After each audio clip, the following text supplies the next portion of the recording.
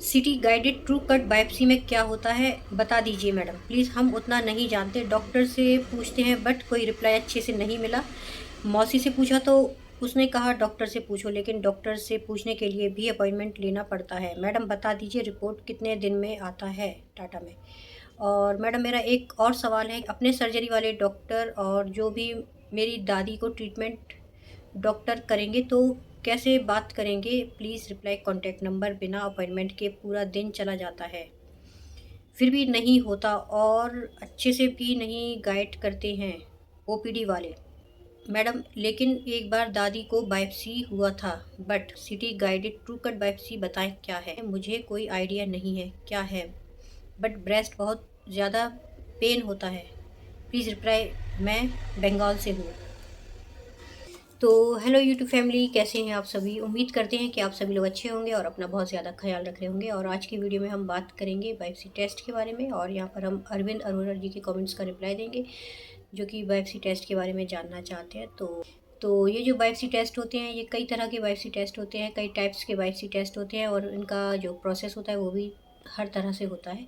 लेकिन यहाँ पर हम दो टाइप की बायोप्सी टेस्ट के बारे में बात करेंगे जो कि मेरे खुद के एक्सपीरियंस के साथ है। तो यहाँ पर दो बायोप्सी टेस्ट जो है वो, एक है फ्लूइड बायोप्सी टेस्ट और दूसरा है सर्जिकल बायोप्सी टेस्ट। तो सबसे पहले बात कर लेते हैं फ्लूइड बायोप्सी टेस्ट के बारे में कि ये फ्लूइड बायोप्सी टेस्ट जो होता है वो किस तरह से किया जाता है और कितने दिन में रिपोर्ट आती है इसकी, और क्या इसका प्रोसेस होता है। तो फ्लूइड बायोप्सी टेस्ट जो होता है वो तब किया जाता है जब पेशेंट का अल्ट्रासाउंड, सीटी स्कैन, एमआरआई में डिटेक्ट होता है कि पेशेंट का जो ट्यूमर है उसके आसपास कोई फ्लूइड है, पानी है जो कि अनवांटेड है, जिसकी वजह से पेशेंट को कई सारी प्रॉब्लम्स हो रही हैं या फिर उसमें कैंसर का खतरा है। तब डॉक्टर्स बायोप्सी टेस्ट करने की सलाह देती हैं जो कि होता है फ्लूइड बायोप्सी टेस्ट।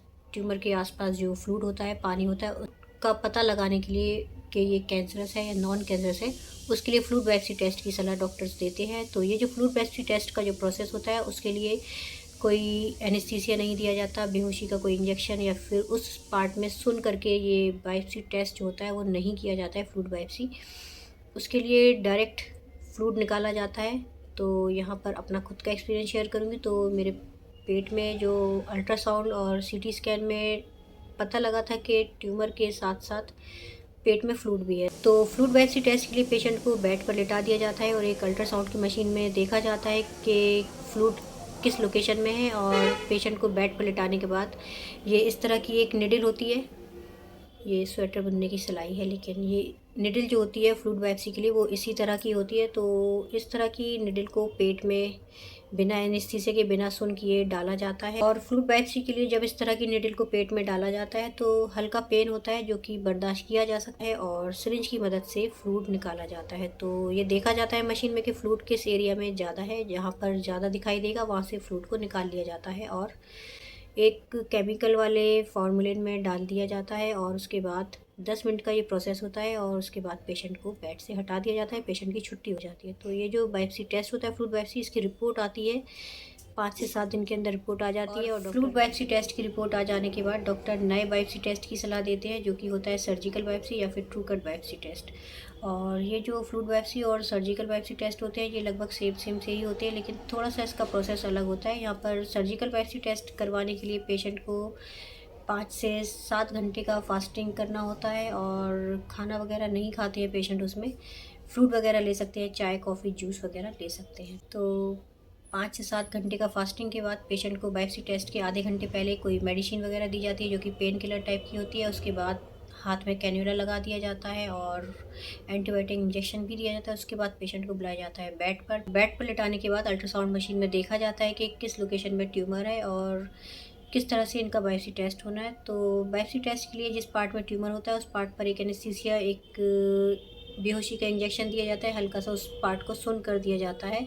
और सुन करने के बाद एक छोटा सा कट लगाया जाता है, एक चीरा लगाया जाता है, और इसी तरह की जो एक हॉलो निडल होती है उसको उस ट्यूमर वाले पार्ट तक भेजा जाता है। और इसके अंदर एक और पतली निडल होती है, उसकी मदद से ट्यूमर को छोटे छोटे टुकड़ों में निकाला जाता है। तो एक बार निडल जाएगी तो एक टुकड़ा बहुत छोटा, जो चींटी का सर होता है ना, उतना छोटा टुकड़ा एक बार निकाल के लाएगी और उसको एक केमिकल में डाल दिया जाएगा। और ट्यूमर के दूसरे टुकड़े को भी सेम इसी तरह से निकाला जाएगा। तो ये जो निडल होती है वो पेट में तब तक रखी जाएगी जब तक पूरा बायोप्सी टेस्ट का जो प्रोसेस है वो कंप्लीट नहीं हो जाता है। तो इसी तरह से हर बार एक एक टुकड़ा निकाल कर फॉर्मेलिन में डाल दिया जाएगा, केमिकल में डाल दिया जाएगा। और इस तरह से जब 15 से 20 मिनट के अंदर बायोप्सी टेस्ट कंप्लीट हो जाता है तो ये जो इस तरह की हॉलो नीडल होती है उसको बाहर कर दिया जाता है, और जो कट वाला पार्ट है वहाँ पर बैंडेड या फिर सर्जिकल टेप लगाई जाती है।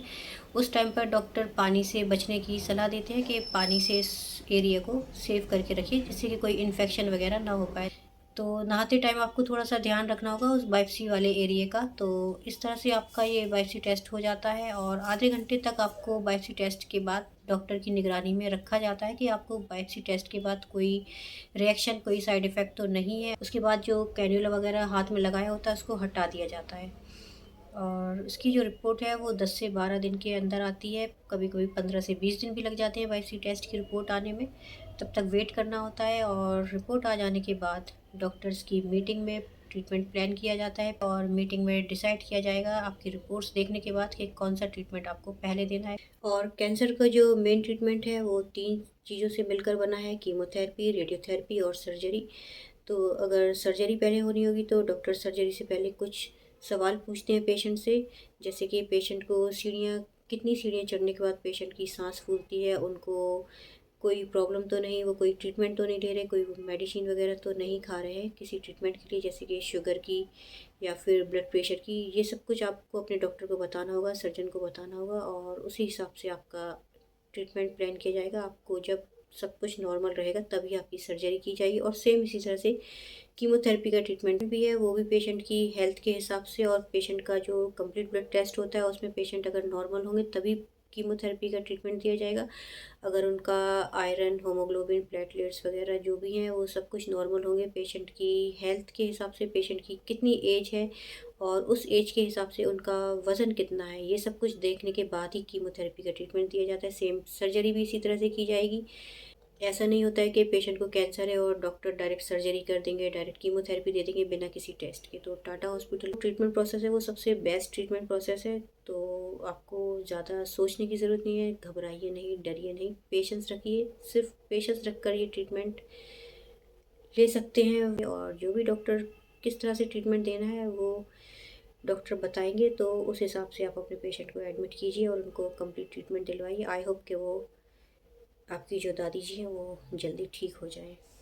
तो उसके लिए आपको कॉल करके आपको बुलाया जाता है, आपको उस डेट पर पहुंचना होता है। उसके बाद भी 1-2 टेस्ट होते हैं, और उसके बाद सर्जरी के लिए आपको जो भी खाली पेट होनी है सर्जरी वो सब आपको बताया जाएगा, और उसके बाद आपकी सर्जरी हो जाती है। तो ट्यूमर किस टाइप का है, किस टाइप से सर्जरी होनी है, अगर ब्रेस्ट कैंसर का है तो ट्यूमर छोटा है, किस स्टेज में है तो ट्यूमर को ही निकाला जाएगा, ब्रेस्ट को नहीं निकाला जाता है, और किस स्टेज में है उस हिसाब से ब्रेस्ट कैंसर की सर्जरी होती है। आधा ब्रेस्ट हटाना है या पूरा रिमूव करना है या फिर ट्यूमर को ही हटाना है। तो ये सर्जन सर्जरी के टाइम पर भी प्लान करते हैं, इसीलिए पेशेंट को पहले से नहीं बताया जाता है कभी-कभी कुछ केसेस में कि किस तरह से आपकी सर्जरी होने। पहले पता होता है कि सिर्फ ट्यूमर को ही हटाया जाएगा, लेकिन जब डॉक्टर देखते हैं सर्जरी के टाइम पर कि यहाँ पर आगे बढ़ने का इसमें चांसेस है, रिकरेंस जल्दी होने का है, तो फिर डॉक्टर आधा या फिर पूरा ब्रेस्ट रिमूव करते हैं। आपका एक और डाउट है कि आपके पेशेंट को प्रॉब्लम है, पेन वगैरह होता है, तो इमरजेंसी में डॉक्टर से किस तरह से आप मिल सकते हैं। तो इमरजेंसी में मिलने के लिए आपको कोई ज़्यादा मेहनत नहीं करना है, आपको कैजुअल्टी में पहुंचना है। कैजुअल्टी जो है वो मेन बिल्डिंग 77 नंबर पर है। आप कैजुअल्टी में पहुंचेंगे। कैजुअल्टी जो है वो 24 घंटे हर दिन खुली रहती है। किसी भी दिन किसी भी टाइम आप कैजुअल्टी में जाएँ पेशेंट को लेकर। फ़ाइल पेशेंट की जमा करें, वहाँ पर भी लाइन होती है, वहाँ पर भी कई सारे पेशेंट इमरजेंसी में भी लाइन लगाकर वेट कर रहे होते हैं, तो आपको वेट करना है कैजुअल्टी में भी जाकर, और वहाँ पर पेशेंट का नंबर आने के बाद आपको पेशेंट की प्रॉब्लम बतानी है। जो भी उनकी प्रॉब्लम होगी वो आप डॉक्टर को बताएंगे, और पेशेंट को इमरजेंसी में कैजुअल्टी में ट्रीटमेंट दे दिया जाएगा, पेशेंट को रिलीफ मिल जाएगा। उसके बाद जो भी प्रोसेस होगा, जो भी ओपीडी की डेट मिलेगी, आप ओपीडी में जाकर अपने डॉक्टर को बताएंगे, और उसके बाद आपका जो ट्रीटमेंट प्रोसेस है वो आप कंटिन्यू रख पाएंगे। तो इस तरह से आप कैजुअल्टी हेल्प भी ले सकते हैं अपने पेशेंट के लिए, अगर उनको ज़्यादा प्रॉब्लम हो रही है तो। और लास्ट में आपका एक और कमेंट है, आपका जो फीडबैक है वो है कि सच में आप बहुत ही अच्छी हैं। तो उसके लिए आपका बहुत बहुत शुक्रिया, दिल से शुक्रिया। ऐसे ही अच्छी अच्छी फीडबैक करते रहिए। मिलते हैं फिर किसी नए वीडियो में नए टॉपिक के साथ। और वीडियो बनाते बनाते मुझे पता नहीं अभी क्या हुआ कि बहुत ज़्यादा थकान लगने लगती है। अभी मैं मोबाइल की स्क्रीन के सामने ज़्यादा बैठती हूँ तो मुझे नींद जैसी आने लगती है। अभी मेरी आँखों पे भारी-भारी सा लगने लगा, तो मैं इसलिए इस वजह से मैं ज़्यादा यूट्यूब पर वीडियो कंटिन्यू नहीं कर रही, क्योंकि मुझे खुद ही रेस्ट की ज़रूरत होती है। तो आप लोग इस तरह से कमेंट करते हैं तो समझाने के लिए वीडियो बनाना होता है। बाकी अपना ध्यान भी रखना है, तो दुआ कीजिए कि हमेशा स्वस्थ रहूँ, हेल्दी रहूँ, जिससे कि आप लोगों के काम आ सकूँ। और मैं भी आप सभी कैंसर पेशेंट के लिए हमेशा दुआ करती हूँ, प्रेयर करती हूँ कि आप लोग जल्दी-जल्दी ठीक हो जाएँ और एक अच्छी हेल्दी ज़िंदगी आपकी हो। आपकी कभी भी कोई फाइनेंस प्रॉब्लम ना हो आप लोगों के ट्रीटमेंट के लिए। और जो भी कैंसर पेशेंट है वो अपना बहुत ज़्यादा ख़्याल रखिए और दुआओं में हमेशा मुझे भी याद रखिए। थैंक यू और thank you for watching. Thank you.